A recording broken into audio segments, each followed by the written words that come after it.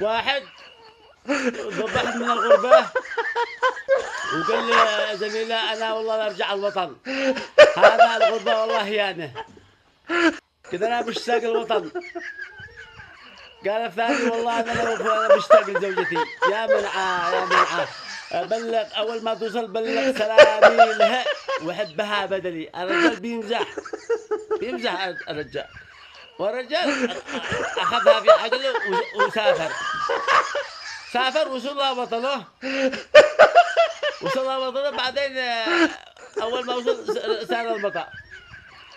عند المطار أنا ديت وصلت دق الباب الجرس وفتحت مرته قالت والله زوجش ودو مشتاق لك قوي، بس قال لي حملني أمانة أحبش بدل.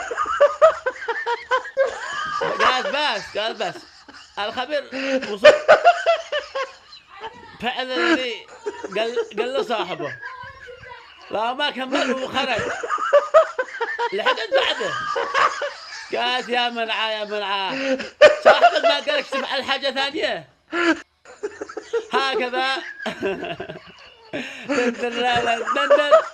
هكذا هو حال المغتربين، هكذا هو حال نسائنا من الغربة.